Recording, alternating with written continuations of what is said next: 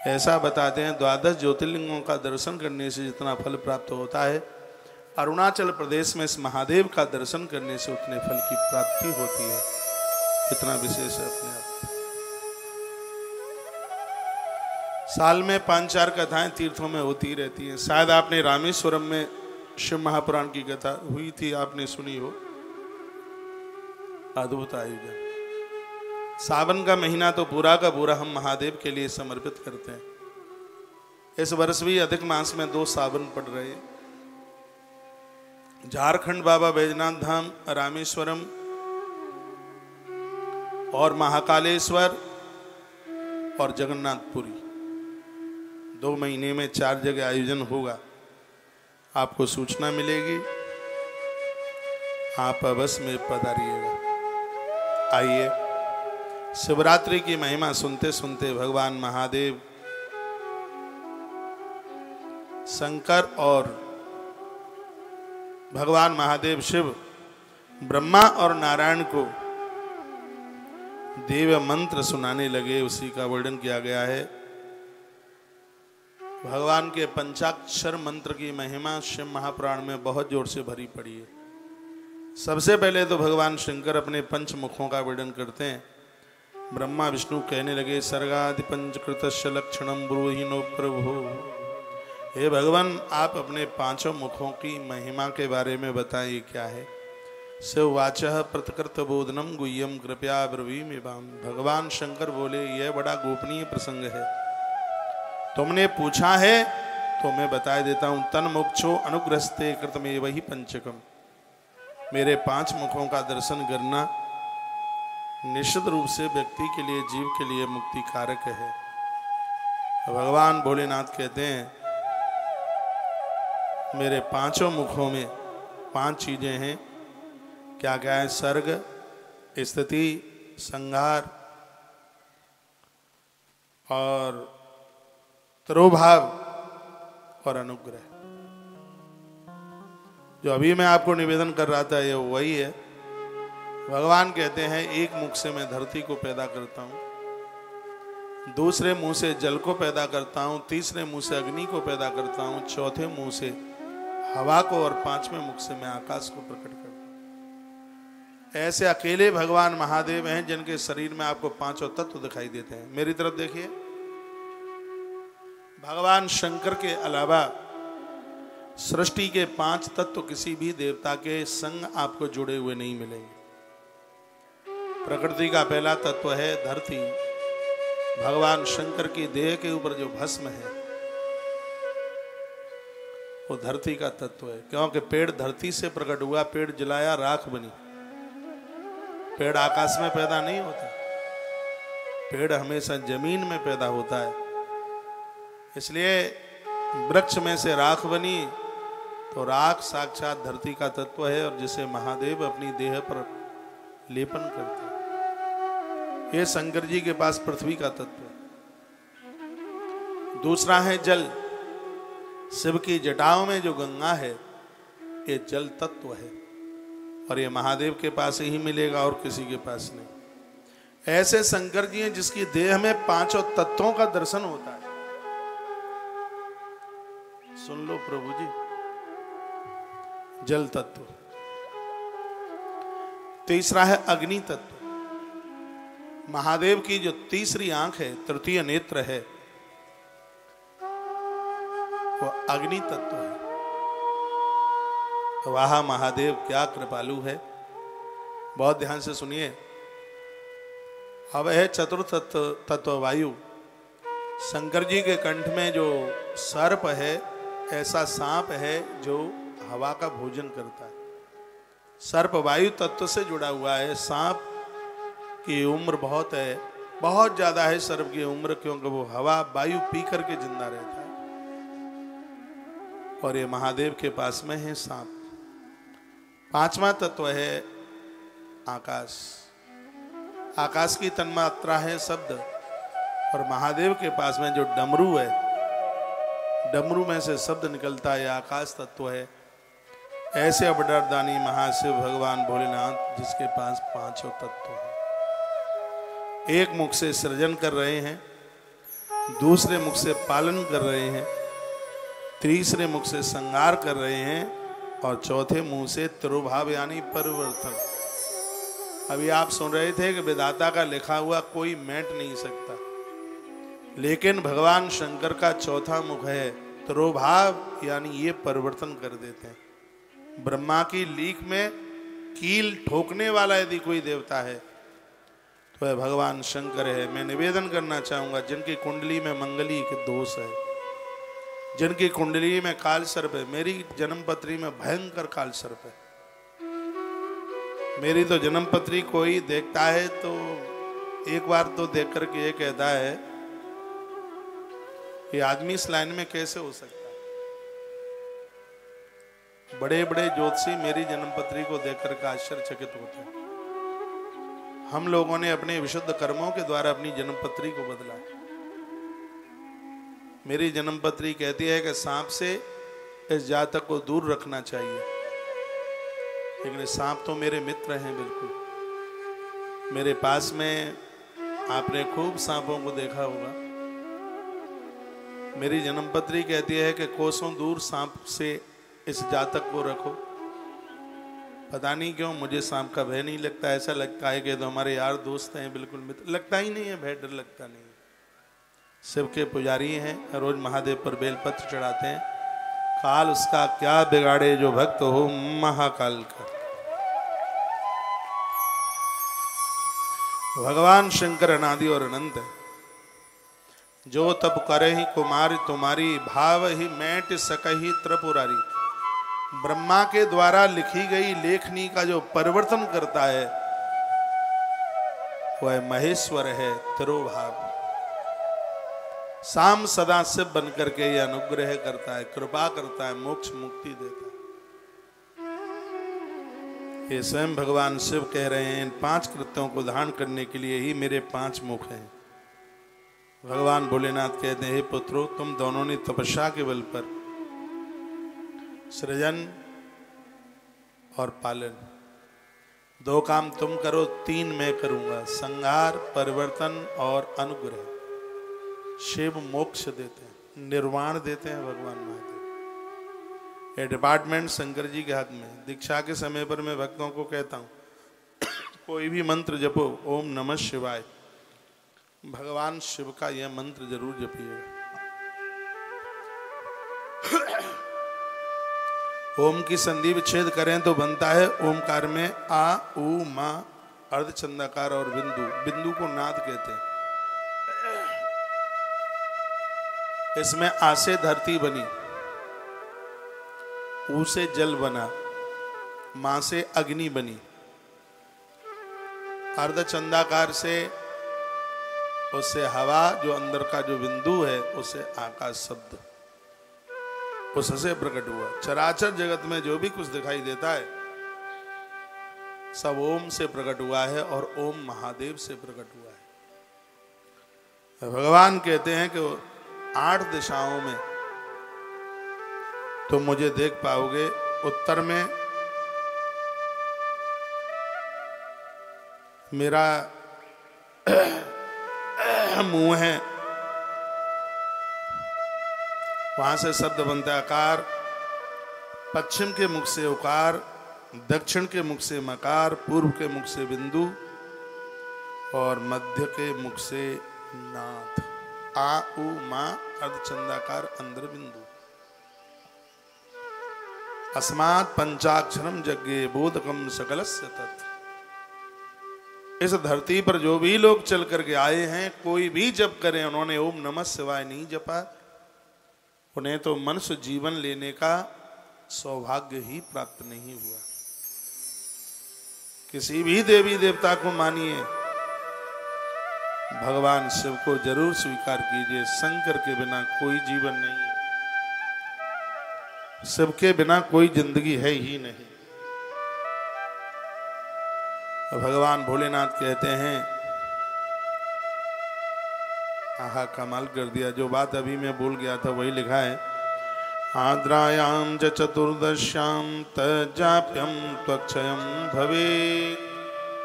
ओम नमः शिवाय जो मेरा मूल मंत्र है, चतुर्दशी के आद्रा नक्षत्र में यदि इसका किसी ने जप किया तो तत्काल उसको 1 करोड़ मंत्र जपने का फल प्राप्त हो जाता है। स्वयं महादेव कहते हैं।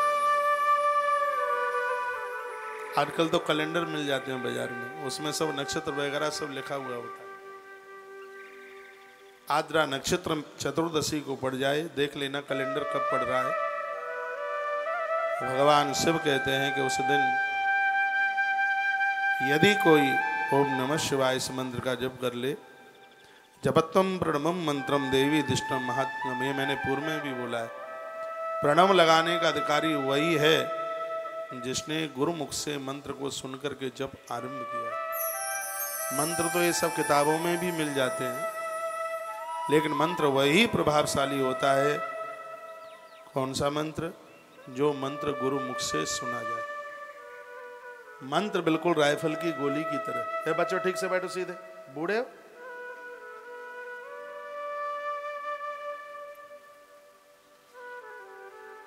मंत्र राइफल की गोली की तरह है बिल्कुल। राइफल की गोली नली में रखी जाएगी, नीचे से हॉर्स दबाया जाएगा तभी अपना प्रभाव दिखाएगी, नहीं तो गोली के ऊपर आप डंडे मारो, पत्थर मारो, उसके ऊपर कोई फर्क नहीं पड़ता। गोली के लिए नली चाहिए, मंत्र के लिए गुरुदेव की बोली चाहिए। जब वह मंत्र रूपी गोली गुरुदेव की बोली से निकलती है तो वो अपना प्रभाव दिखाती है, विशेष प्रभाव उसका होता है। वैसे भी कहा जाता है जब तक जीवन में नहीं है गुरु तब तक जीवन नहीं है शुरू। सूर्यगत्ता महा आद्रा एकम कोटि गुणम भवेत्। 1 करोड़ मंत्र जप करने का फल तत्काल प्राप्त हो जाता है। चतुर्दशी के दिन आद्रा नक्षत्र में सूर्य आ जाएं और उस समय जप किया जावे ओम नमः शिवाय, ओम नमः शिवाय, ओम नमः शिवाय। बहुत बड़ी उसकी महिमा।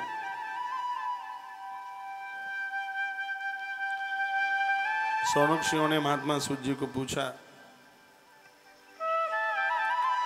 गुरु कैसा होना चाहिए, सुन लो। मेरी ये बात सुन करके बहुतों को तो बड़ा बुरा लगता है, लेकिन दीक्षा युक्तम गुरुर्ग्राह्यम मंत्रम यत फलाप्तये। मंत्र तब ही फलीभूत होता है जब दीक्षा लेकर किसी गुरुमुख से उसको सुना जाए। कुंभ स्नानम मंत्र दीक्षा मात्र का न्यास में बचा। बहुत ध्यान से सुने। घड़े के जल का स्नान गुरुदेव के द्वारा दिया गया मंत्र दीक्षित होकर के जपा गया, मात्र का न्यास में बचा। जब से पहले अगर न्यास करन्यास करना, ब्राह्मण सत्य पूतात्मा गुरु ज्ञानी विशिष्यते। सत्यवादी ब्रह्म ज्ञानी गुरु का शरीर ब्राह्मण का ही होना चाहिए। ऐसा शिव महापुराण के विद्येश्वर संहिता के अध्याय नंबर 11 के श्लोक नंबर 41 में लिखा है। आज तो दीक्षा देने की होड़ लगी है और ये बड़े अपराध कर रहे हैं। ईश्वर के यहां सब न्याय होगा, भोगना पड़ेगा। ब्राह्मण के अलावा मंत्र दीक्षा देने का अधिकार नहीं है। कृपा पात्र किसी को मान लिया जाए, कृपा पात्र तो किसी के भी बन सकते हैं, लेकिन जो दीक्षा कार्यक्रम है, जो दीक्षा की जो विधि है, ब्राह्मण सत्य पूतात्मा गुरु ज्ञानी विशिष्यते, वो ज्ञानी भी हो। ब्राह्मण के अंदर भी साधुता के लक्षण होने चाहिए, सिर्फ जाति से ही ब्राह्मण नहीं, वो कर्म से आचरण से भी वो ब्राह्मण हो। तो यहां भगवान शंकर भी कहते हैं जब ब्राह्मण सत्य पूतात्मा, ब्राह्मण पवित्र हो, सत्य का अनुसरण करना हो और ज्ञानी हो। का जो ब्राह्मण गुरु है, गुरु विशिष्यते, भगवान शंकर कहते हैं वह गुरु अपने आप में बहुत विशेष है, अति विशेष है। एक बार जयकारा लगाइए बोल भक्त वत्सल भगवान की जय हो।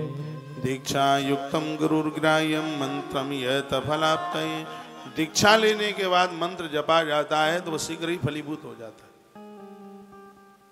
उसमें देर नहीं लगती, ऐसा वर्णन किया गया है।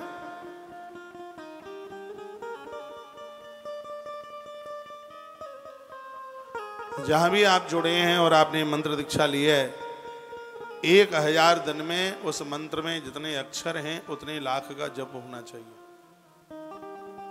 मान लिया ओम नमः शिवाय है, 5 इसमें अक्षर हैं, तभी पंचाक्षर है। 1000 दिन यानी 3.25 साल में इसका 5 लाख जप होना चाहिए। वैसे महापुराण में लिखा है वह साधक अपने आप में बहुत विशेष है जो हर महीना 1.5 लाख मंत्र का जप करता है, यानी एक दिन में 5000। आज ही हम और बाबा अशोकानंद जी चर्चा कर रहे थे, मैं बोल रहा था कि से महापुराण में लिखा है कि साधक को 5000 मंत्र का जप रोज करना चाहिए, एक महीने में उसका 1.5 लाख का एवरेज आ जाए तो मंत्र सिद्ध हो जाए। ऐसे लोगों का जीवन बिगड़ता नहीं है, वो लोग स्वयं तीर्थ में हो जाते हैं।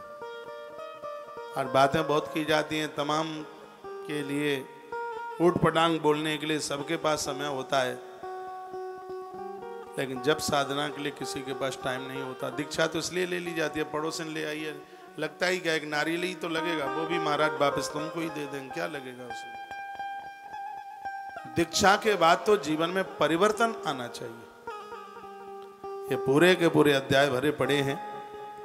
यंत्र तंत्र शास्त्र में कहे गए वचनों के अनुसार 3 बार गुरुदेव मंत्र का उच्चारण करवाते हैं, दीक्षा दी जाती है। प्रणव जपने का अधिकार गुरु दीक्षा के बिना संभव होता नहीं। भगवान महादेव ने आज इन दोनों देवताओं के सिर के ऊपर हाथ रखा, मंत्र सुनाया। मंत्र है ओम नमः शिवाय। ओम नमः शिवाय, इसमें ओम सूक्ष्म है और नमः शिवाय स्थूल है। ओम नमः शिवाय, ओम नमः शिवाय। दीक्षा के बिना तो ओम नमः शिवाय जपने का अधिकार ही नहीं है। नमः शिवाय करता रहेगा, लेकिन ओम नमः शिवाय दीक्षा लेने के तत्पश्चात ही इसको जप करने का अधिकार है। बात समझ में आ रही है? बोर तो नहीं हो रहे हैं? बोलो बांके बिहारी लाल की, श्री हनुमान जी महाराज की जय। जय जय श्री राधे, जय जय जय श्री राधे। आद्रा समम सदा गेयं पूजा होमादितर्पणे, दर्शनम तु प्रभाते च प्रातः संगव कालयो, चतुर्दशी तथा ग्राह्य निशीथा व्यापिनी भवेत्, प्रदोष व्यापिनी चैव परियुक्ता प्रशस्यते। इसमें वर्णन किया गया है कि आद्रा नक्षत्र चतुर्दशी को इसमें जो भी शुभ कर्म आप करते हैं, भगवान महादेव कहते हैं कि वो सब अपने आप में अनंत गुना हो जाता है। ऋषियों ने सूजी महाराज को कुछ भगवान शंकर की पिंडियों के बारे में पूछा, स्थान के बारे में पूछा, कहाँ जप करें, कहाँ कौन सी पिंडी का पूजन करें, इसके बारे में आप बता देते तो आपकी बड़ी कृपा होती। ऋषि कहने लगे कथम लिंगम प्रतिष्ठाप्य, कथम वा तस्य लक्षणम, कथम वा तसंव्यर्चेत देशे काले चखे नहीं। कितना बड़ा शिवलिंग पूजे, कौन सी धातु का शिवलिंग पूजे, कौन से स्थान पर पूजे शिवलिंग, इसके बारे में आप बता दें। तो लिखा है अनुकूले शुभे काले पुण्य तीर्थे तटे तथा। जब भी कभी शिवलिंग की स्थापना करानी है तो अनुकूल स्थान हो, जहां लोगों को आने जाने में दिक्कत न हो। शुभ मुहूर्त में शिव महारात्रि से बढ़कर के शिवलिंग स्थापना के लिए कोई दूसरा दिन नहीं है, ऐसा शिव पुराण में लिखा है। सबसे श्रेष्ठ शिव महारात्रि कौन से भी नक्षत्र में पड़े, कौन से भी समय पड़े, शिवरात्रि को बहुत श्रेष्ठ बताया गया है। अनुकूल शुभ, अनुकूलता में हो, शुभ मुहूर्त हो, तीर्थे तटे तथा तीर्थ में यदि स्थापना कराई जावे तो ज्यादा विशेष है। नदी के किनारे पर स्थापना कराई जाए, जलाशय के किनारे कराई जाए। और इसमें एक बड़ी सुंदर बात कही है मंदिर की प्राण प्रतिष्ठा वहां करानी चाहिए जहां उस मंदिर की सदैव पूजा होती रहे।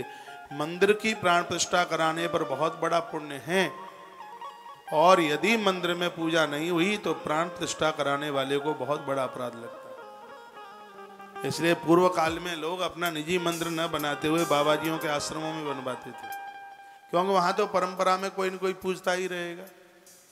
और यहाँ पर पिताजी ऊपर गए और बच्चे लायक नहीं निकले और मंदिर ऐसे ही उखड़ा फुखड़ा पड़ा हुआ है, तो हमारा संपूर्ण कुनबे के लिए दिक्कत परेशानी हो जाती है। तो ऐसी तमाम बातें कही गई हैं। मंदिर की पूजा पाठ, मंदिर का पूजन ठीक से चलता रहे, होता रहे, तो मंदिर की प्राण प्रतिष्ठा करने की बहुत बड़ी महिमा है, बहुत ज्यादा। तो कल्प लक्षण संयुक्तम लिंगम पूजा फलम लभेद सर्व लक्षण संयुक्तम तथा पूजा फल प्रदम। ऐसे शिवलिंग जो सभी लक्षणों से युक्त हैं, उनको यदि पूजा जावे तो शीघ्र ही उसके परिणाम घोषित हो जाते हैं। पृथ्वी से, जल से, तेज से ये शिव पिंडियों का निर्माण हुआ है। पूछा गया है कि गोलाकार भी है शिवलिंग और बिल्कुल लंबा भी है शिवलिंग। वर्णन किया गया है 9 रत्नों का भी शिवलिंग है। 9 रत्न कौन कौन से हैं, इनके शिवलिंग मिल जाएं तो बड़े प्रभावशाली हैं।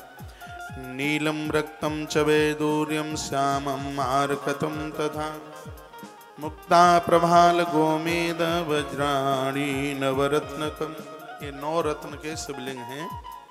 नीलम, वैदूर्य, मुक्ता, मोती, मूंगा, गोमेद, हीरा, ये 9 रत्नों में से आते हैं।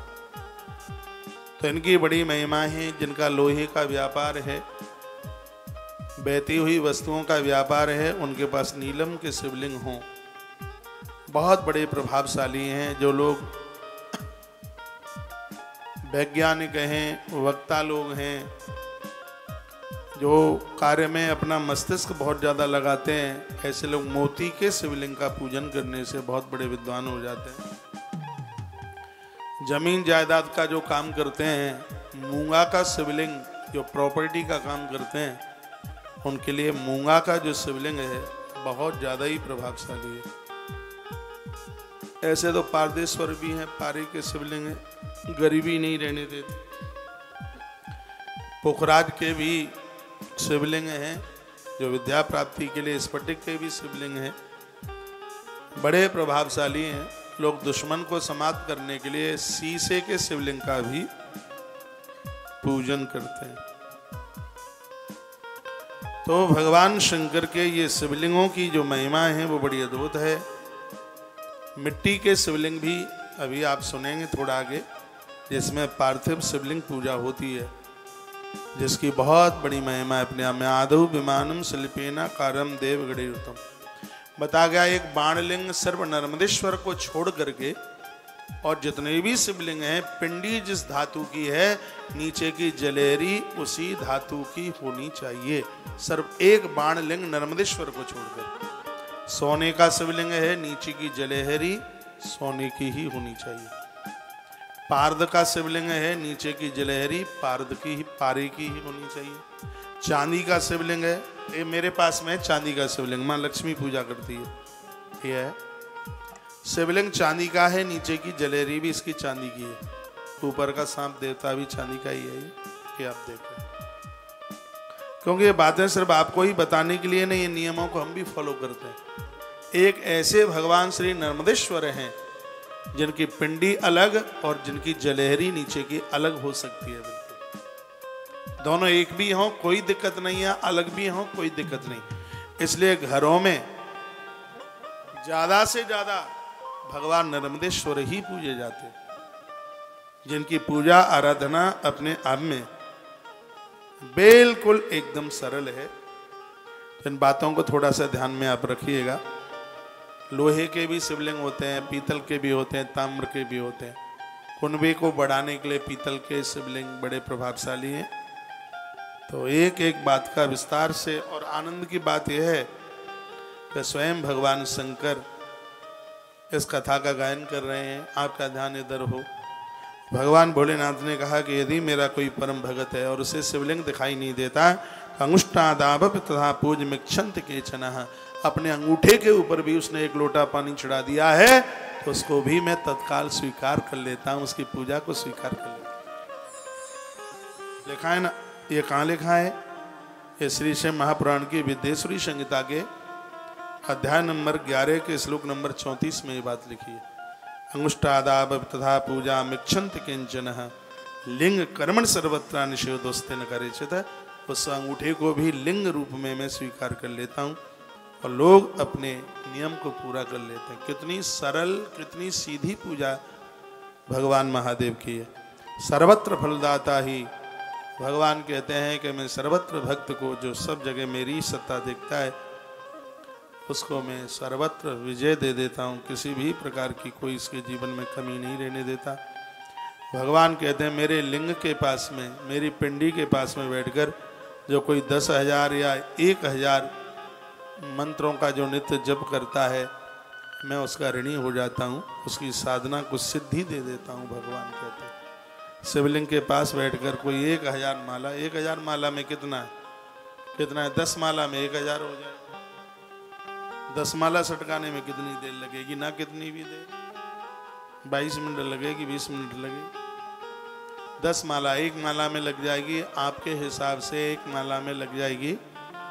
हमें तो ज़्यादा टाइम लगता नहीं है, अभ्यास में आ गया है। मुझे तो कितना 25 मिनट लगती है, क्योंकि मेरी माला तो 1100 की है, तो एक जपता हूँ पूरा, सीधे 11 हो जाती है पूरी।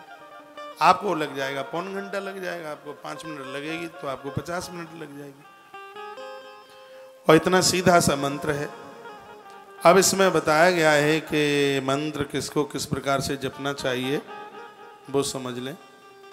तो वर्णन किया गया है कि दीक्षा प्रणवेनादिसंयुक्तम ब्राह्मणानां विशिष्यते। और ब्राह्मण के मुख से प्रणव मंत्र को आप सुनिएगा। कुंभ स्नानम मंत्र दीक्षा मातृका न्यासमेव च ब्राह्मणा सतभूतात्मा गुरु ज्ञानी विशिष्यते। यह बात वर्णित कर दी गई है। पंचकोट जपम कृत्वा सदा शिव समो भवेत। जिसने 5 करोड़ शंकर जी का जप कर लिया है वो साक्षात महादेव की तरह हो जाता है। एक द्वित्र चतुष्कोट्या ब्रह्मादीनां पदम ब्रजेत जपेद लक्षर लक्षम व अक्षराणाम कृतम पृथक। इसमें 3 करोड़ जप की भी बात कही गई है, 5 करोड़ मंत्र के जप की भी बात कही गई है। और कहा गया है कि 11 करोड़ यदि कोई जप कर लेता है ओम नमो भगवते वासुदेवाय, ओम नमः शिवाय, भगवान महादेव भक्त के सामने आकर के प्रकट हो जाते हैं। 11 करोड़ मंत्र का जिसने जप कर लिया, साक्षात महादेव का दर्शन उन्हें हो जाए। किसी जानकार ज्ञानी गुरु की शरण में पहुंच करके मंत्र की विधि समझ करके इस मंत्र को जपा जाए तो ज्यादा प्रभाव।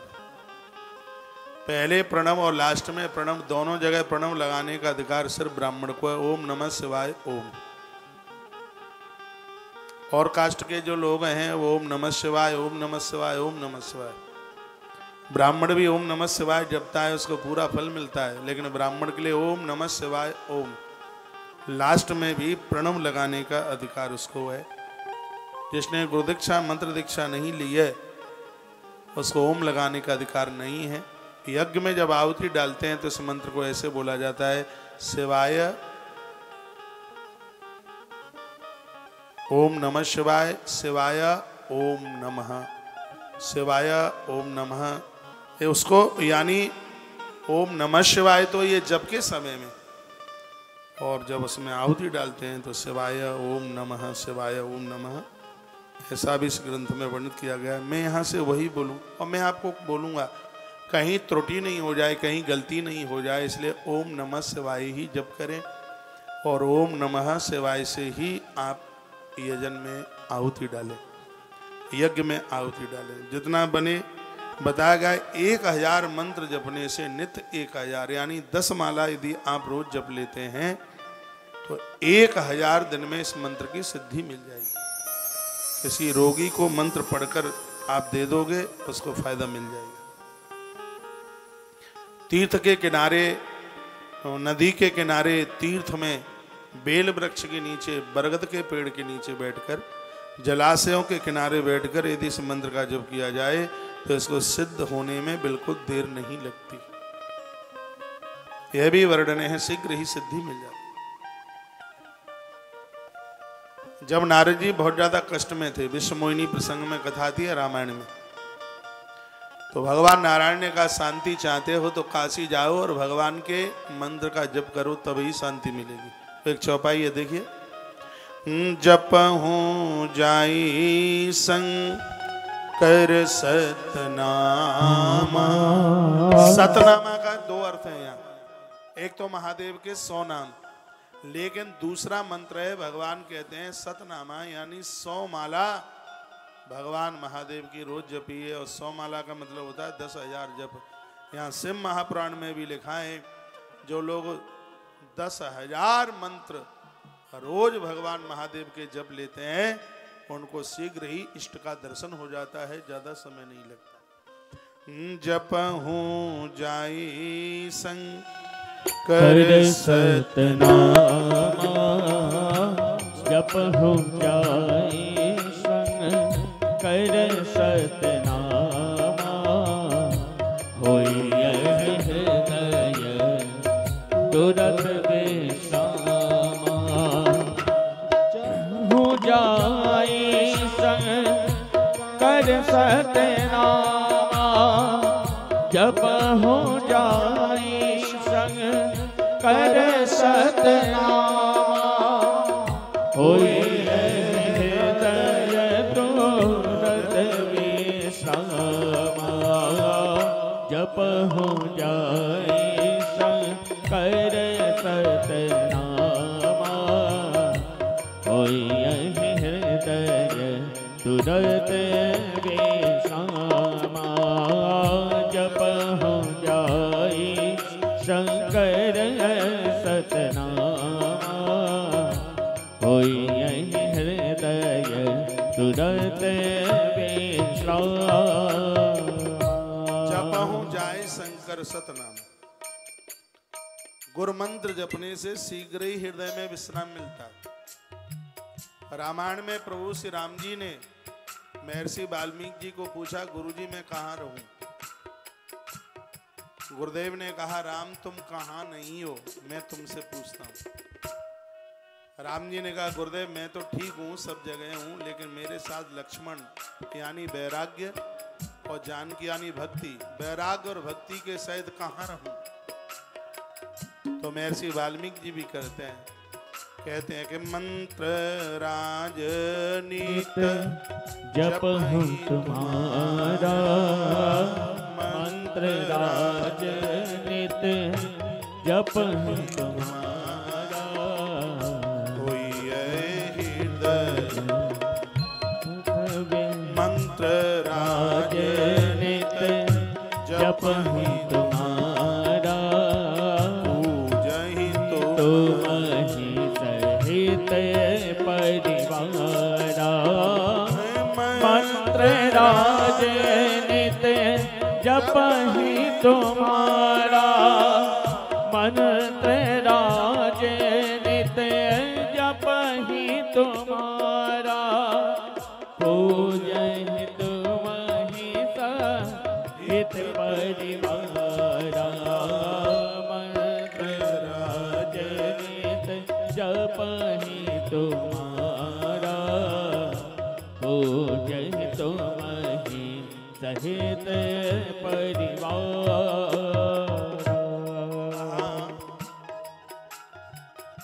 मलिंगा जैसी बोल मत फेंको, ठीक है? सीधे गाओ एकदम बिल्कुल। मलिंगा की बोल देखिए तुम, देख लेना, सीधे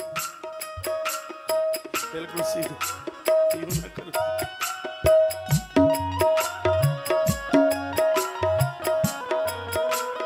मंत्र राजनित जप ही तुम्हारा, पूजहि तुम ही सहित परिवारा। मंत्र राजनित जप ही तुम्हारा, मंत्र राज किसे कहते हैं? जो मंत्र गुरुमुख से सुना जाता है वो मंत्रों का सम्राट होता है, वो मंत्रों का राजा होता है।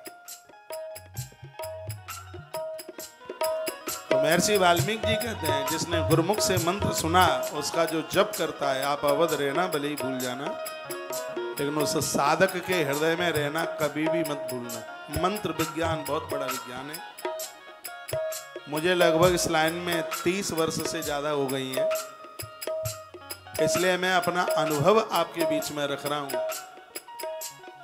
मंत्र साधना से बढ़कर के इस धरती पर कोई साधना नहीं है। टाइम निकाल करके, समय निकाल करके भले एक माला जपें, रोज जपिए और अपने आप का परिवर्तन देखिए, शांति देखिए, सुकून देखिए। आप हनुमान जी मस्त मौला हैं, जप करते हैं नित्य। 13 अक्षर का मंत्र है हनुमान जी के पास, त्रयोदशाक्षरी मंत्र। बजरंगबली हनुमंत लाल जी रोज जपते हैं। मंत्र एक बहुत बड़ा विज्ञान है। नित्य जप कीजिए।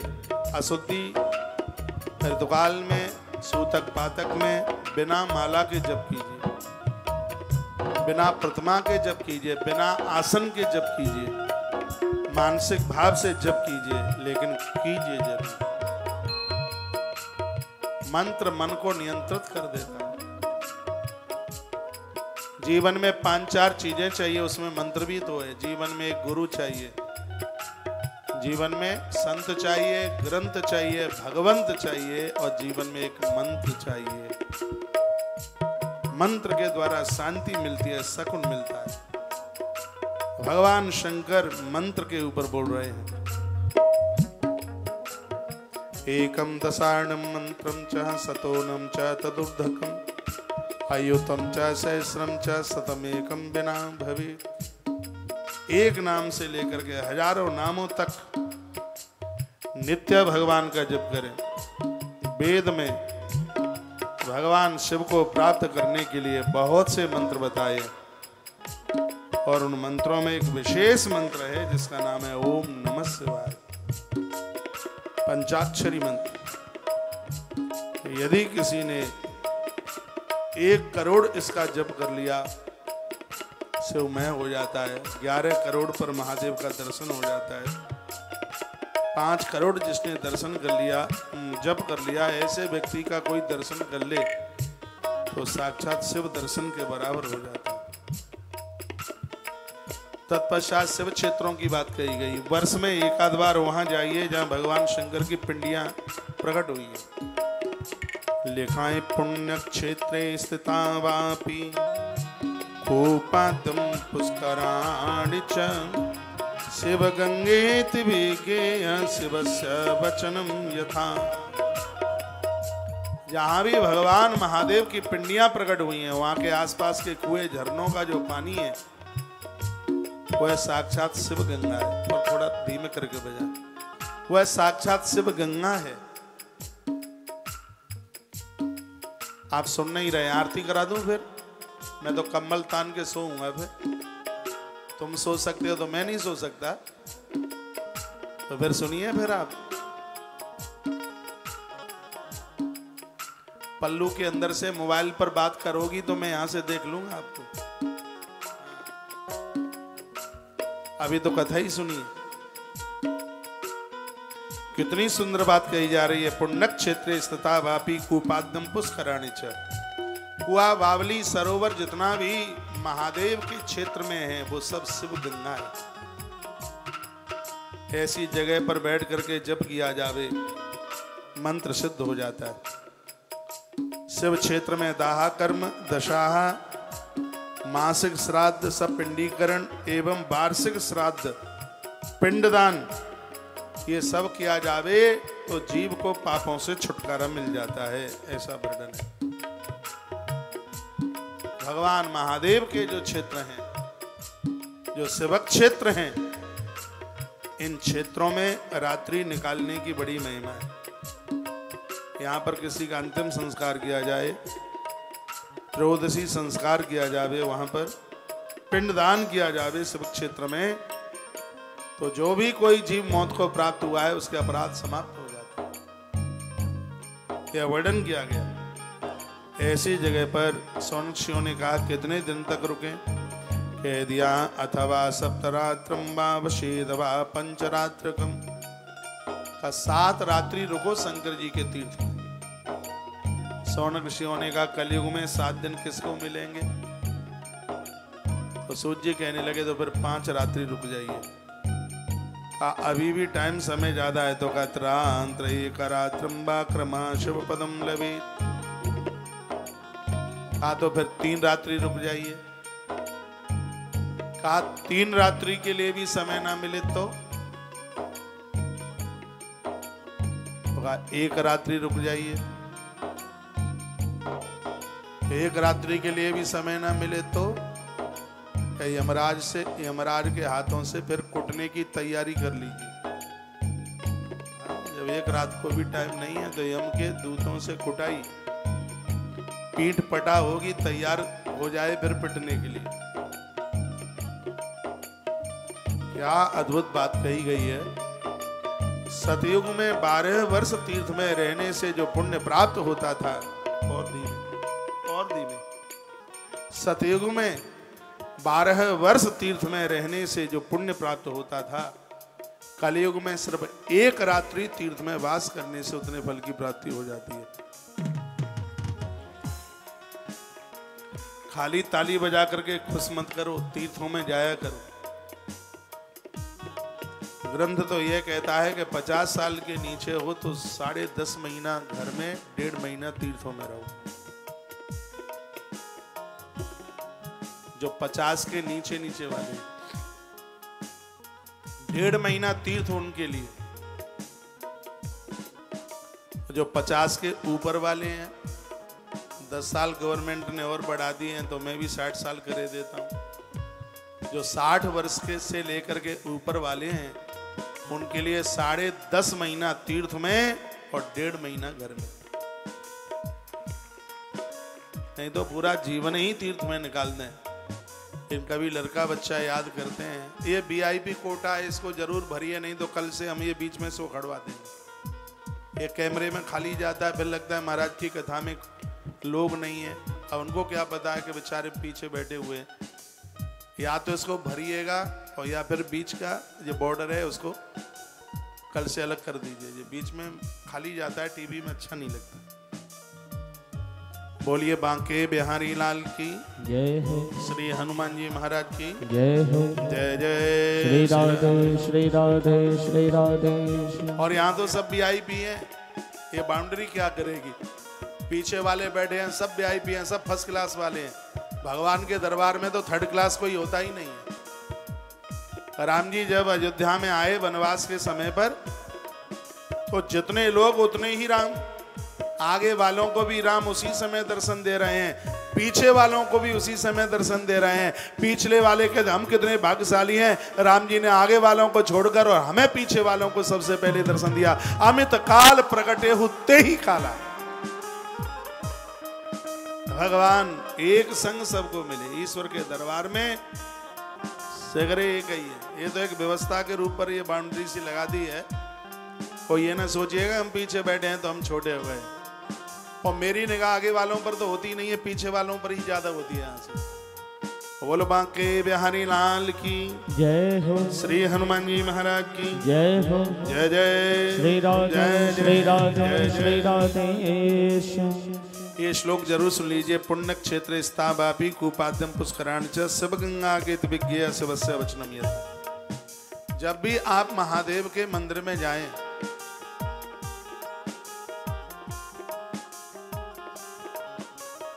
एक लोटा जल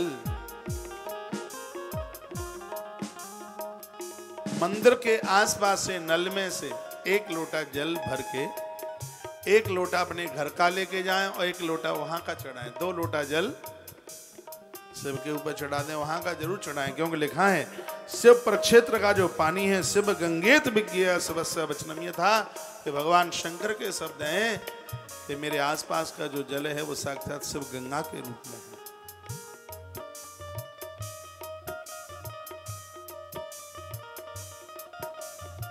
ताम्र लोटे में भर करके जल भगवान महादेव को चढ़ाइए, सगरी मनोकामना पूरी होगी। 1 लोटा जल हर समस्या का हल। कहीं दूर की यात्रा आपको करनी है, शिव दर्शन करके जाइए शंकर जी को। जल चढ़ा करके जाइए, शीघ्र यात्रा पूरी होगी, आनंद हो जाएगा। बेलपत्र ऐसे चढ़ाएं, बेलपत्र पामों के नीचे न कुचले। मैंने तो शिवरात्रियों पर देखा है, पुण्य कम अपराध ज्यादा होता है। सोरों से लाते हैं कावड़, मैंने बटेश्वर में देखा, मैंने भी चढ़ाई है पैदल चल के, बटेश्वर में कावड़ चढ़ाई, 178 किलोमीटर पैदल चल के आए। आंखों से देखी हुई बात है। जिन छोटी छोटी वो कंचे की बोतल आती हैं जिसमें गंगा जल भर के लाया जाता है, हर हर महादेव चढ़ाया और वहीं मंदिर में छोड़ दिया। लोगों के पांव फट गए, खून बहता हुआ नंदी की टांगों को अभिषेक करता है। क्या अपराध नहीं तो और क्या है? क्या हमारे धर्म में कुछ बातें हैं ठीक नहीं है? जो महादेव के ऊपर बेल पत्तियां चढ़ाई जा रही हैं उन्हीं को पामों के द्वारा कुचला जाता है।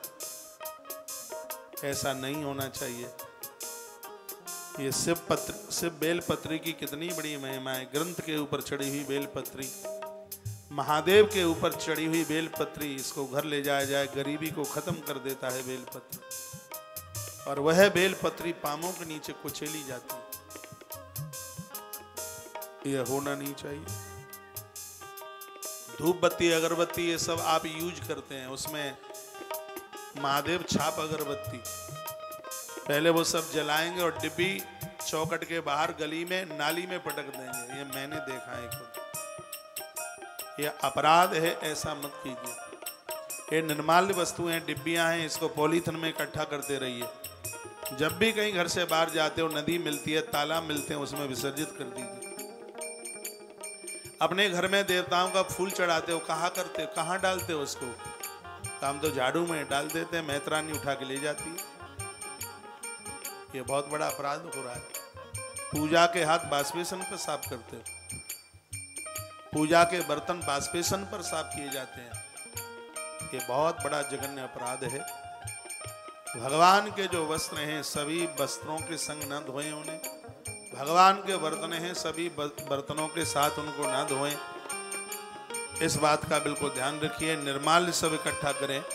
भगवान के ऊपर चढ़ाया हुआ निर्माल्य दूसरे दिन सुबह नहीं, संध्या को भगवान को सुलाते समय ही उतारा जाता है उसे। बहुत तो आलसी 100 आलसी गए तब एक एक पैदा हुआ, वही निर्माल्य के ऊपर ही भगवान को लुढ़का देंगे, पर्दा डाल देंगे। चलो अब कल देखेंगे। कल क्यों देखेंगे? सिरादे आज ही उतारिए। निर्माल्य उतारने के तत्पश्चात ही भगवान को शयन कराया जाता है। और उस निर्माल्य को ठीक से एक पॉलीथिन में रखिए। 2, 4, 5 से 7 दिन में जब आप जाते हैं, पत्तियां हैं, बेल पत्तियां हैं, फूल हैं, ये सब निर्माल्य में ही आता है। उसको इकट्ठा कीजिए, फिर उसको नदी में जाकर के उसको प्रवाहित कर दीजिए। वेदांत तो यही है, लेकिन सब उठ पटांग होता है, वो ठीक नहीं है। तत्र तत्र शिव क्षेत्रम तत्र तत्र निवासिनां मोक्षार्थम कृपया देव क्षेत्रम कल्पितवान प्रभु। वर्णन किया है कि जो जो भगवान के क्षेत्रों में वास करेगा, मृत्यु के समय पर वह मुक्ति को प्राप्त होगा। भगवान भोलेनाथ उसे मुक्ति देंगे। भगवान शंकर अपनी कृपा उसके ऊपर कर देंगे। इसमें बिल्कुल किसी भी प्रकार की संशय वाली बात नहीं है। बोल भक्त वत्सल भगवान की जय हो। श्री हनुमंत बलवंत महाराज की जय हो। आइए 2 पंक्तियां भगवान शिव को समर्पित करते हुए और फिर आज की कथा को और आगे के लिए लेकर के चले। महादेव शंकर हैं जग से निराले, बड़े भोले भाले।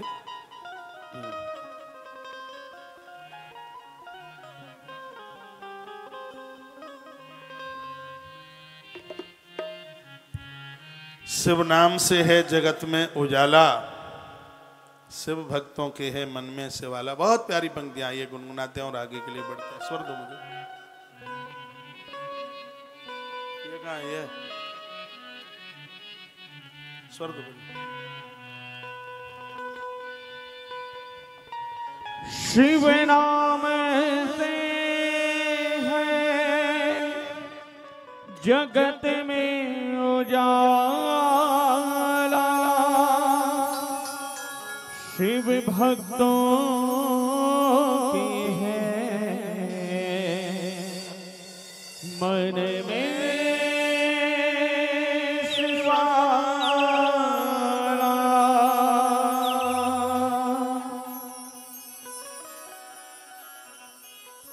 हे शंभो बाबा मेरे भोलेनाथ, तीनों लोक में तो ही तुमको। हे शंभो बाबा मेरे भोलेनाथ, तीनों लोक में तो ही तुमको। श्रद्धा सुमन मेरा मन बेल पत्नी, जीवन भी अर्पण कर दूं। हे शंभो बाबा मेरे भोलेनाथ, तीनों लोक में तो ही तो।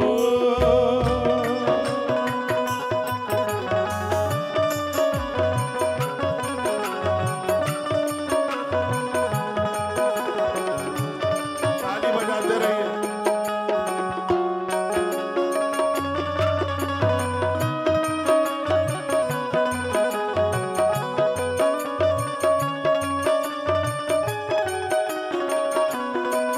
जग का स्वामी है तो अंतर्यामी है तो, मेरे जीवन की अनैतिक कहानी है तो।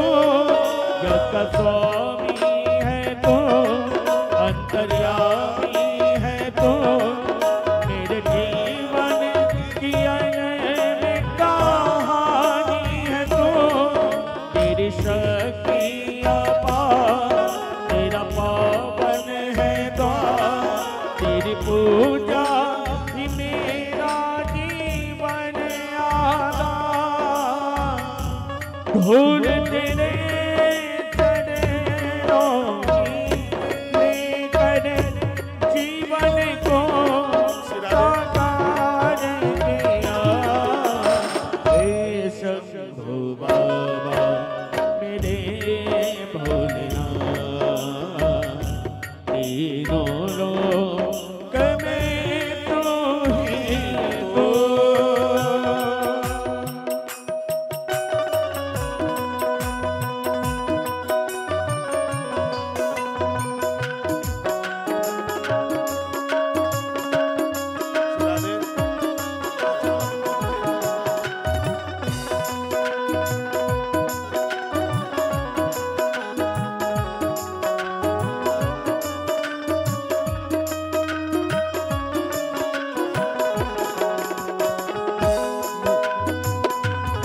मन में है कामना कुछ और जानो ना, जिंदगी भर करो तेरी आराधना। दुख की पहचान दे तू मुझे ज्ञान दे, प्रेम सबसे करो ऐसा वरदान दे। तूने दिया निर्बल को भी बल, अज्ञानी को ज्ञान दिया। हे शंभो बाबा मेरे भोलेनाथ,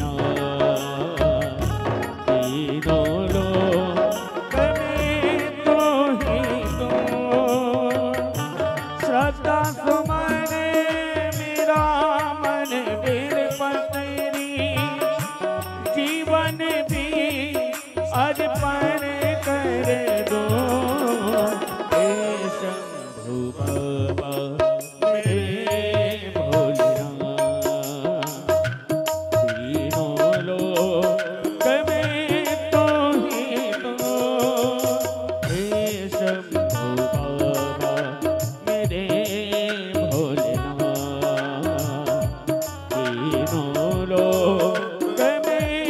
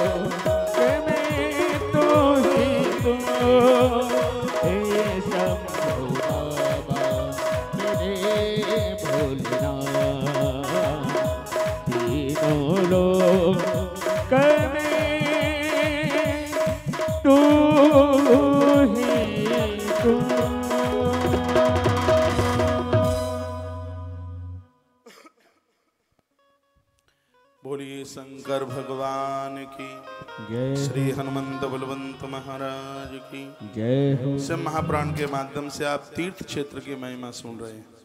वर्णने तीर्थे क्षेत्रे सदा कार्यम स्नान दानम जपादिकम। तीर्थ में पहुंचकर 5-4 काम है वो जरूर कीजिए। तीर्थ में आप जाते हैं तो तीर्थ के जल से स्नान कीजिए, भले ही घर से नहा के गए।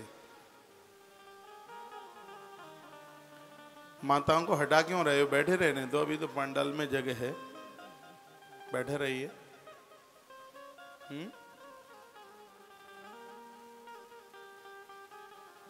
अभी काफी जगह है, रास्ते को खाली करके बैठे।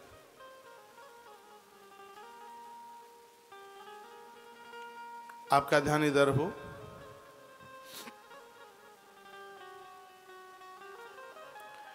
तीर्थ में जाएं तो भले ही घर से स्नान करके गए हैं, वहां यदि नदी है, सरोवर है, तो वहां के नदी सरोवर से स्नान कीजिए, पहली बात। दूसरी बात है दान कीजिए। सदा कार्यम स्नानम दानम जपादिकम। माला अपनी लेकर के जाइए और वहां जप कीजिए। यदि कथा सुनिए, महापुरुषों के दर्शन कीजिए, मंदिरों में दर्शन कीजिए। यदि ऐसा नहीं किया तो अन्यथा रोग दारिद्रम मूकत्पा दापनियान रह। तीर्थ में अपराध करने वाले लोग रोगी हो जाते हैं, दर्द हो जाते हैं, गूंगे और बहरे बनकर के धरती पर जन्म लेते हैं। तीर्थ में पहुंचने से जीव का कल्याण होता है, पुण्य अक्षय हो जाता है। यदि तीर्थ में रह करके गलतियां की गई तो पाप भी वज्र की तरह हो जाते हैं, काटने से कटते नहीं। दुनिया का किया गया पाप तीर्थ में नष्ट हो जाता है और तीर्थ में किया गया पाप वज्र हो जाता है, वो कहीं भी नष्ट नहीं होता। इसलिए तीर्थों में पहुंचकर स्नान, दान, जप, यजन और कथा श्रवण ये होना चाहिए। कि नहीं हुआ तो अन्यथा रोग दारिद्र मूकत्वा धापनिया नर, फिर तो व्यक्ति धरती पर गूंगा बहरा और दरिद्र बन करके ही पैदा होगा। तीर्थ कल्याण के परम साधन हैं, तीर्थों के द्वारा कल्याण होता है। चरण राम, राम जी ने पूछा हम कहाँ रहें, तो महर्षि वाल्मीकि जी ने कहा था चरण राम तीर्थ चल जाई, राम बसहु तिनके मन माई। जिनके चरण तीर्थ यात्रा के लिए निकलते हैं राम, उनके हृदय में आपका बसेरा होना चाहिए। अभी थोड़ी देर पहले मैं निवेदन कर रहा था जो 60 के ऊपर के हैं वो 10.5 महीने तीर्थों में निकाले। जिनकी घर की जिम्मेवारियां पूरी हो गई हैं वो तीर्थों का आश्रय लें, तीर्थों का सहारा लें। और जिनकी अभी जिम्मेवारियां पूरी नहीं हुई हैं उनके 10.5 महीने घर के लिए और 1.5 महीना तीर्थ, 45 दिन तीर्थ में निकले। माताएं तो बहुत कहते हैं चलो वृंदावन चलो वृंदावन, लेकिन पुरुष लोग बड़ा बहाना बनाते हैं अभी टाइम नहीं है, ये काम रुका है वो काम रुका है। लेकिन कितने भी काम फैला लो आखिर में काम उसी से चलेगा जिसने ये दुनिया बना करके तैयार की है। आज नहीं तो कल, कल नहीं तो परसों, परसों नहीं तो वर्ष बाद ये बात समझ में जरूर चल के आएगी कि ईश्वर के बिना कभी कल्याण हो ही नहीं सकता। नदियां जहां बहती हैं साल में एक आध बार जाइए वहां बसेरा कीजिए। लिखा है सरस्वती नदी पुण्या प्रोक्ता षष्ठी मुखा तथा तत्तीरे वसते प्राज्ञ क्रमांत ब्रह्म पदम लभेत। जो माँ सरस्वती के किनारे पर वास करते हैं, सरस्वती माता को 60 मुख हैं। यहाँ नदियों के मुख का वर्णन किया है।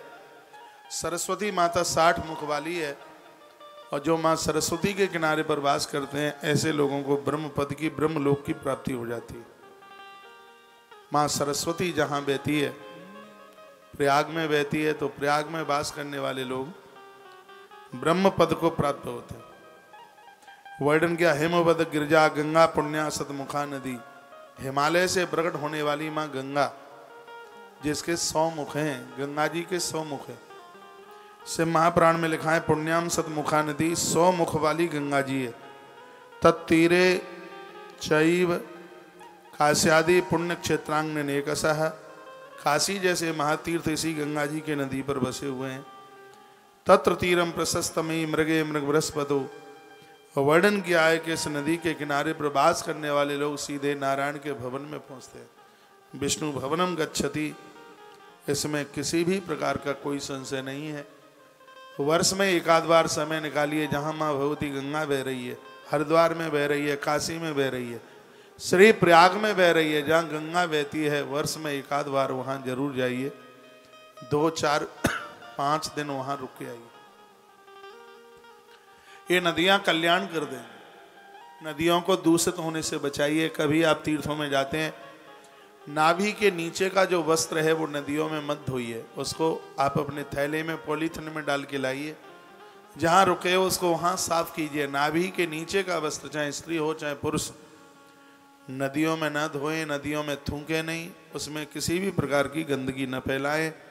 ऐसा शिव महापुराण में भगवान महादेव का आदेश है। शंकर की बात मान लें तो ठीक है।